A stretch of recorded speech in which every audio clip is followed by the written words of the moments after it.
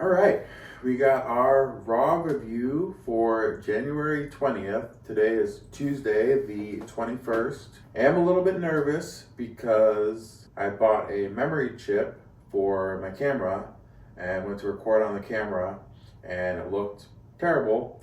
So we're back to recording on my phone, but without further ado, we'll get right into it.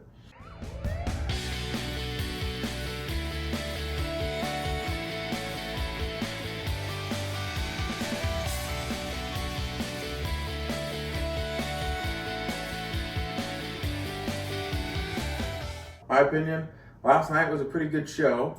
The show opened up with Nia Jax attacking Rhea Ripley, kind of in that entrance where they do the whole beginning, everyone's just getting to the arena type deal. Nia Jax ran in, attacked Rhea Ripley. Obviously not bad enough, as you'll see in the rest of the show. Other than that, the show's going to open up with kind of that announce team that they've been doing where they're kind of standing and giving you a little preview of the show. Today's announce team was Michael Cole and Wade Barrett. Sounds like Pat McAfee was out doing another event, which I'll be curious to see how that kind of plays out with Pat McAfee being such a big name in obviously football, WWE, doing a lot of things across the board. Having that big name on your commentary desk, I'm sure is really nice, but with that comes being really busy and having prior commitments and doing other shows and his podcasts and all the different stuff that he does. Did want to throw out there, probably would have been a good spot for Corey Graves if he wanted to do that sort of thing. Obviously, there was maybe a little bit of controversy with Corey Graves. I'll throw the tweet up here. I'm not going to read it, but I'm sure you guys have seen it if you kind of follow the announce team a little bit and have noticed that Corey Graves went from the main show to NXT and then was not on NXT. Yeah, something to think about there in terms of, I don't know if it's part of the storyline or what the deal is, but I think it probably would have been a good spot for him. Moving on from there, we had Jey Uso coming out with a unreasonably long entrance, only for him to get immediately interrupted by Gunther. Kind of agree with everything that Gunther said. I'm kind of feeling this. We went through a period of time with a bit of like a weird Gunther where he wasn't really himself. He didn't really have his same confidence. He was trying to push some confidence on Ludwig, but it really wasn't working because he didn't really seem confident. But happy to see he's kind of right back where he was with this confidence, with his trash talking, really put something on Jey Uso. And for their upcoming match at Saturday night's main event, I think we all know who I want to win there. Yeah, no surprises. I think Gunther did a good promo. Really didn't get to see too much from Jey. Obviously, Jay's got a little bit of controversy around him right now. That is a rumor that may or may not be true. I don't know. I'm not going to get too much into it. But I will say this opinion that there's absolutely no way this rumor can be true, I think is a little much. But I think we all know I don't like Jey Uso. I think he's not a good person. And I think that sometimes people who are not good people can do not good people things. So, yeah, kind of moving on from there. Bayley kind of did an interview. She talks about moving to Raw, entering the Royal Rumble, ends up getting interrupted by Nia Jax, which kind of sets up a match for later on in the show, which we'll get to in a bit here. After that, we did have Kofi versus Rey Mysterio, in which Xavier Woods comes out with him, ends up getting kicked out. Rey Mysterio ends up winning the match with what I wrote down here is legitimately a not roll-up. Essentially a quick finish that was not just your standard roll-up, but kind of just a quick win. We also had JBL as a guest commentator, which was a bit weird. They kind of had a little interaction in the hallway between New Day and JBL, where New Day tries to pay JBL off to help them win the match, and then JBL's pretty much like, no thanks, and they take their money back. And it was kind of weird. I almost didn't recognize JBL, to be honest, especially when he was sitting at the commentary table. But it was, I guess, kind of nice to hear his voice again on the commentary desk. But again, kind of one of those weird, as we've been seeing a little bit more and more, or from the Netflix premiere and all the Netflix shows, seems like they're kind of having some legends come out that maybe don't really need to be there. They're kind of just awkward. I don't know.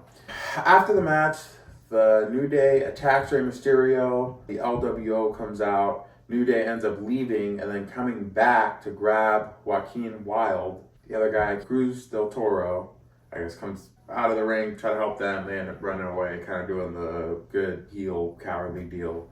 Another note that I have here is that Kofi wrestled in what appeared to be jeans, which is a little bit different than what he's used to, what he usually wrestles in. Kind of adds to that heel persona of what they wear, what they look like, how they act, that whole deal. So it's a little different.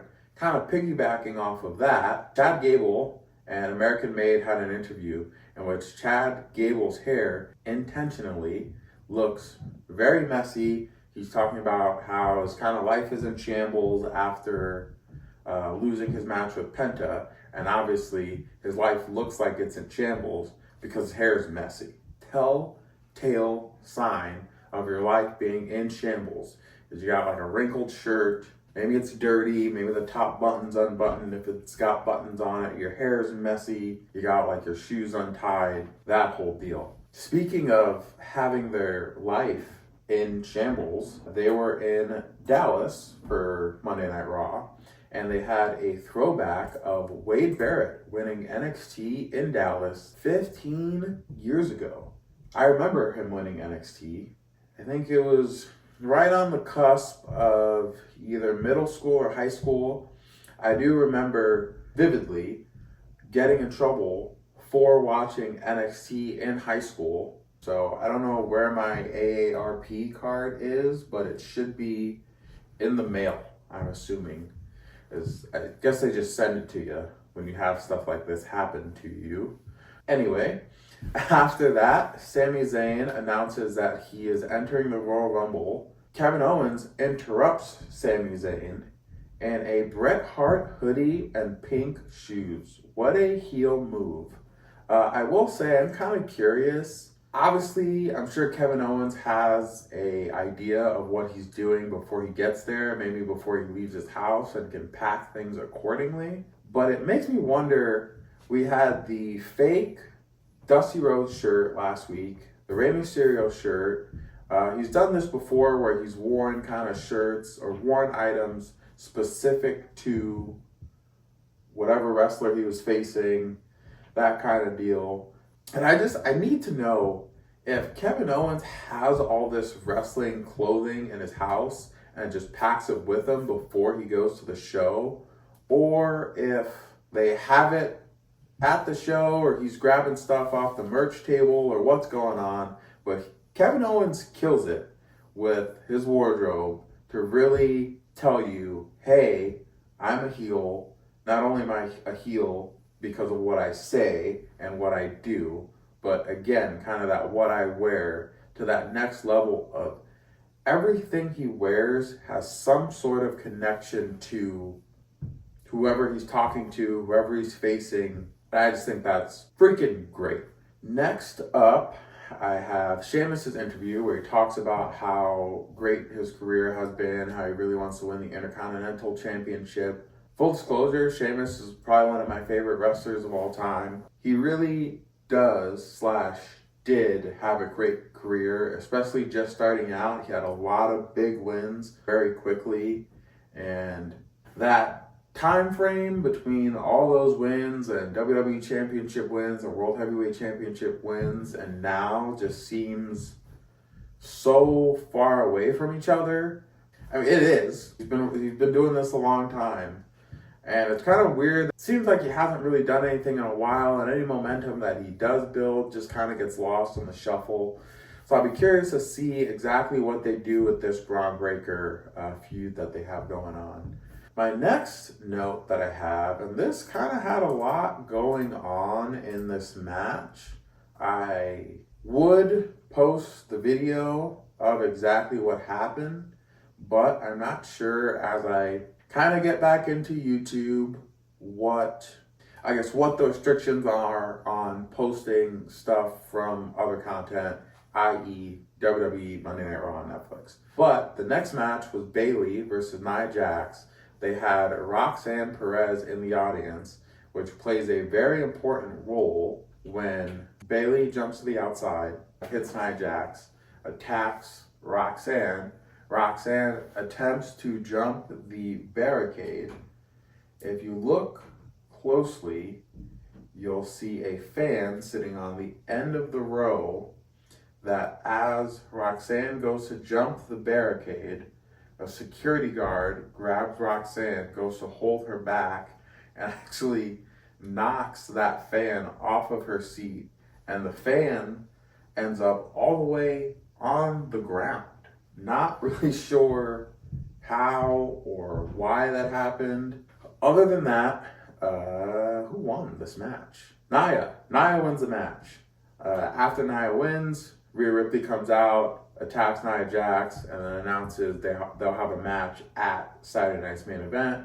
So I'll be kind of curious to see how that goes. Next up, they had, I guess, a clip of an interview with the Notre Dame coach, I believe.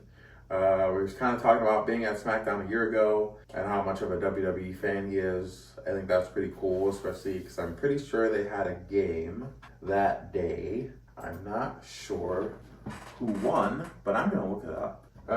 Looks like they lost yesterday. So being a WWE fan didn't really help them out too much. College football playoff title. So I'm not sure if that's where Pat McAfee was.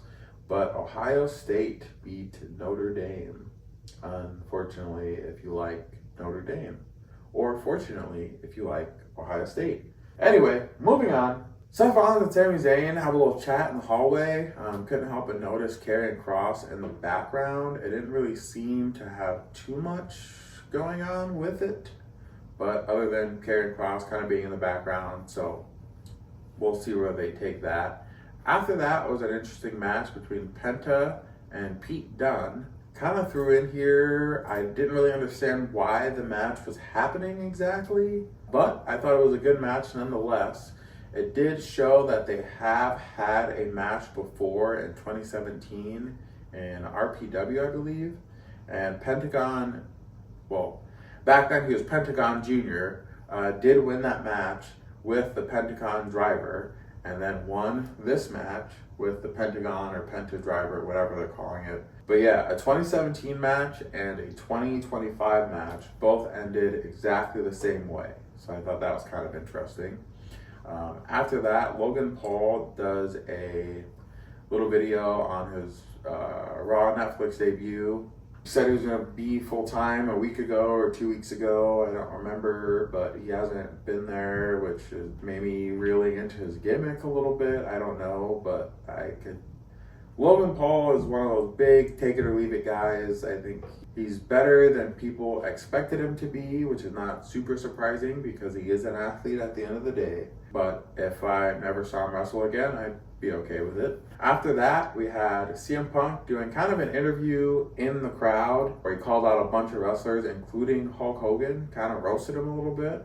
As someone who's not the biggest CM Punk fan, I did think that was kind of funny, and he did a pretty good job of really pushing himself for the Royal Rumble match and kind of singling out individuals and really doing a good job on the promo. So good luck to him in the Royal Rumble, and good luck to everyone in the Royal Rumble, unless your name is Jey Uso.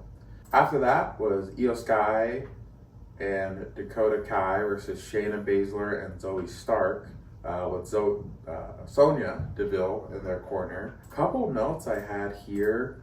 Another kind of rumor mill deal that Shayna Baszler was dating Dakota Kai at some point, and then nothing came of it.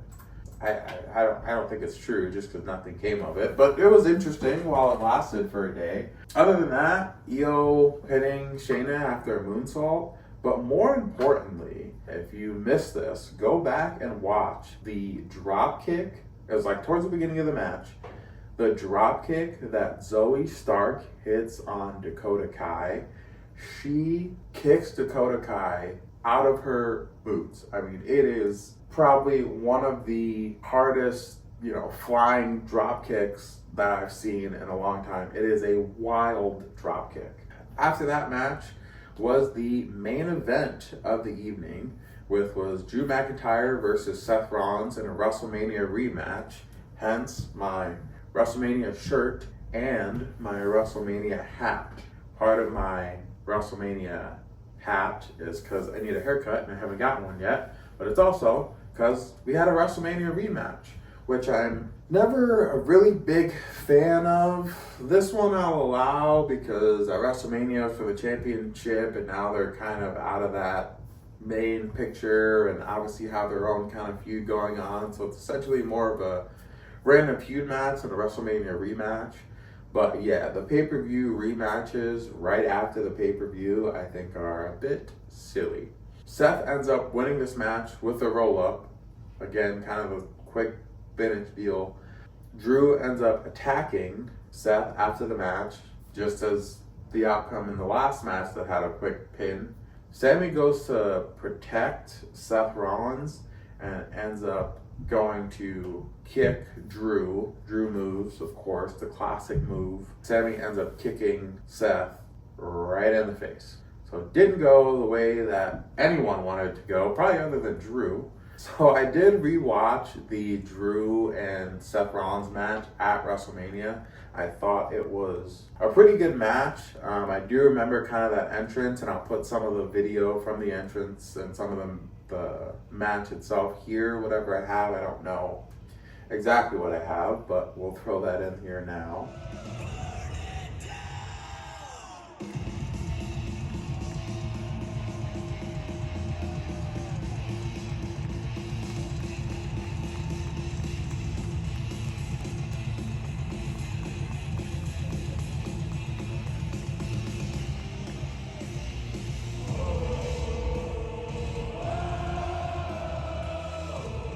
So, if you guys don't remember their WrestleMania match, Drew McIntyre wins, gets the World Heavyweight Championship, and then has a little deal with CM Punk.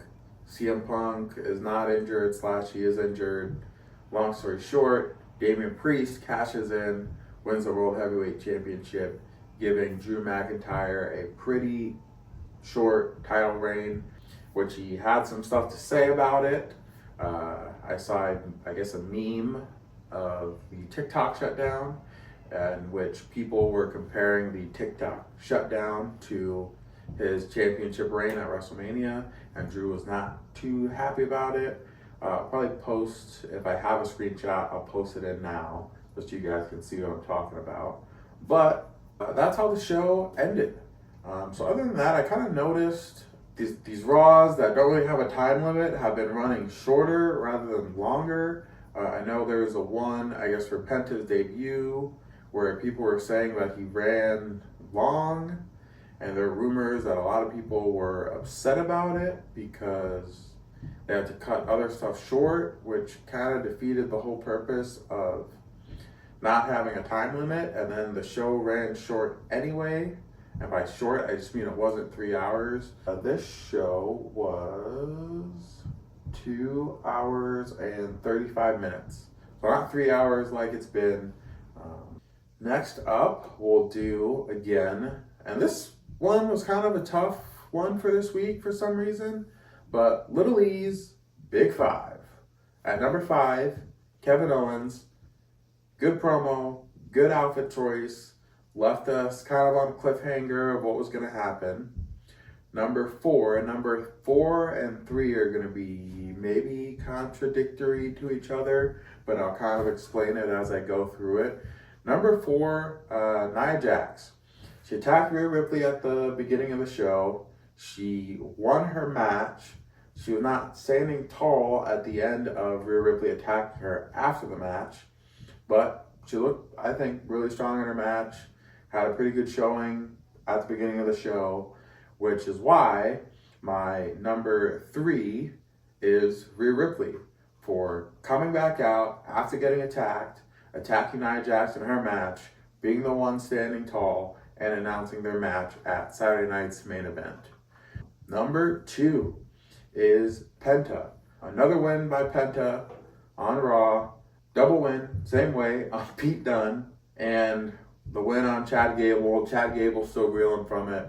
Penta is, I hear, doing pretty good in merch sales. Like I said, I didn't really know about him before he got to Raw because WWE is pretty much the only thing I watch. So far, I'm impressed. I think he's doing good. And I can't wait to see what else he brings to the table. Last but not least, number 1 is Drew McIntyre. And here's why. I know he lost the match with a roll-up, but let's not forget he did win at WrestleMania when it counted, and he was the one standing tall at the end of Monday Night Raw after Sammy kicked Seth in the face. That's kind of a weird number 1. I know he lost his match and he lost his championship at WrestleMania however long ago. This week seemed kind of like a tough Big 5. Really didn't seem like anyone necessarily stood out big time, which you need those shows too. Sometimes there's just shows that move on to the next show or it kind of leads you into the pay-per-view, whatever's going on, which I believe the next pay-per-view, if you want to call it that, is Saturday night's main event, and then the Royal Rumble, I know, is February 1st. I think. I don't know. But yeah, I'm really excited for Saturday night's main event and for the Royal Rumble. We'll kind of see how things go with that. But here's your unsuspecting extra video for the month. Part of the reason I did this video too is I do want to get better at perfecting my craft a little bit. Once this is recorded, and I just did it right there, once this is recorded, I send it over to my laptop and then I legitimately have to edit about anywhere between 100 to 200 ums or ands or kind of filler words out of my video. So my goal is if I get really good at talking and then I don't have to edit a bunch of stuff, then I can just record, post it. I'm also going to be working on an intro and outro video today to make it look a little bit more professional. So that way I don't have to tell you guys to subscribe, but you can if you want. And I don't have to tell you guys to write a comment, but you can if you want. And I don't have to tell you guys to like the video, but you can if you want, because my outro video will do it for me if I get that done today. If not, then I'm gonna leave all the liking and commenting and subscribing in, but if I do get it done, then I probably won't, but I also probably will. So we'll see.